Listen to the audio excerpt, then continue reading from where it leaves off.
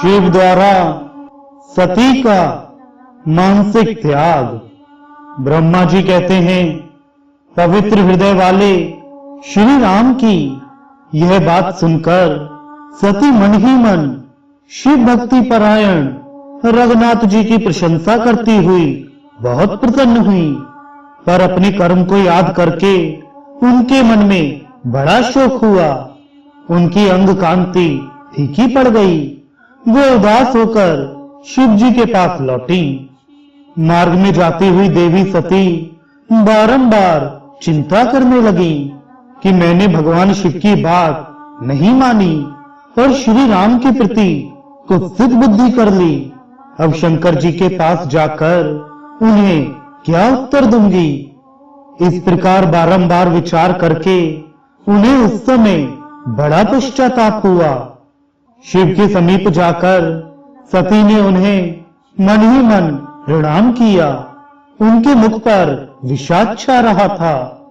वे शोक से व्याकुल और निस्तेज हो गई थी। सती को दुखी देख भगवान हर ने उनका कुशल समाचार पूछा और प्रेम पूर्वक कहा, तुमने किस प्रकार परीक्षा ली। उनकी यह बात सुनकर सती मस्तक झुकाए उनके पास खड़ी हो गई। उनका मन शोक और विषाद में डूबा हुआ था। भगवान महेश्वर ने ध्यान लगाकर सती का सारा चरित्र जान लिया और उन्हें मन से त्याग दिया। वेद धर्म का प्रतिपालन करने वाले परमेश्वर शिव ने अपनी पहले की हुई प्रतिज्ञा को नष्ट नहीं होने दिया।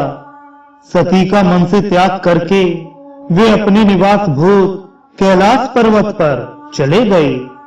मार्ग में महेश्वर और सती को सुनाते हुए आकाशवाणी बोली, परमेश्वर तुम धन्य हो, तुम्हारी ये प्रतिज्ञा भी धन्य है। तीनों लोकों में तुम्हारे जैसा महायोगी और महाप्रभु दूसरा कोई नहीं है। वह आकाशवाणी सुनकर देवी सती की कांति फीकी पड़ गई। उन्होंने भगवान शिव से पूछा, नाथ मेरे परमेश्वर, आपने कौन सी प्रतिज्ञा की है, बताइए। सती के इस प्रकार पूछने पर भी उनका हित चाहने वाले प्रभु ने पहले अपने विवाह के विषय में भगवान विष्णु के सामने जो प्रतिज्ञा की थी उसे नहीं बताया। मुनि, उस समय सती ने अपने प्राण वल्लभ पति भगवान शिव का ध्यान करके उस समस्त कारण को जान लिया जिससे उनके प्रियतम ने उन्हें त्याग दिया था। शंभु ने मेरा त्याग कर दिया, इस बात को जानकर दक्ष कन्या सती शीघ्र ही अत्यंत शोक में डूब गई और बारंबार सिसकने लगी। सती के मनोभाव को जानकर शिव ने उनके लिए जो प्रतिज्ञा की थी उसे गुप्त ही रखा और वे दूसरी बहुत सी कथाएं कहने लगे। नाना प्रकार की कथाएं कहते हुए वे सती के साथ कैलाश पर जा पहुंचे और श्रेष्ठ आसन पर स्थित हो चित्त वृत्तियों के निरोध पूर्वक समाधि लगा अपने स्वरूप का ध्यान करने लगे। सती मन में अत्यंत विषाद ले अपने उस धाम में रहने लगी।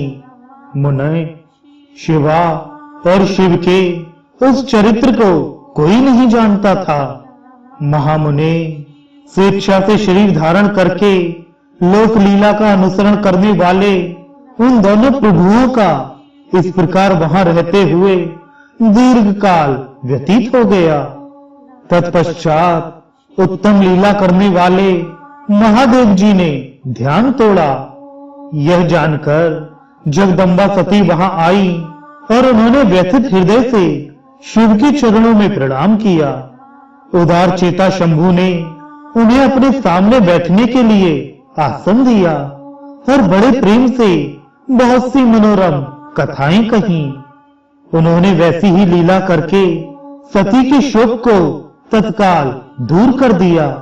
वे पूर्ववत सुखी हो गईं। फिर भी शिव ने अपनी प्रतिज्ञा को नहीं तोड़ा। तात, परमेश्वर शिव के विषय में यह कोई आश्चर्य की बात नहीं समझनी चाहिए। मुनि लोग शिवा और शिव की ऐसी ही कथा कहते हैं। कुछ मनुष्य उन दोनों में वियोग मानते हैं, परंतु उनमें वियोग कैसे संभव है? शिवा और शिव के चरित्र को वास्तविक रूप से कौन जानता है? वे दोनों सदा अपनी इच्छा से खेलते और भांति भांति की लीलाएं करते हैं। सती और शिव वाणी और अर्थ की भांति एक दूसरे से नित्य संयुक्त हैं। उन दोनों में वियोग होना असंभव है। उनकी इच्छा से ही उनमें लीला वियोग हो सकता है।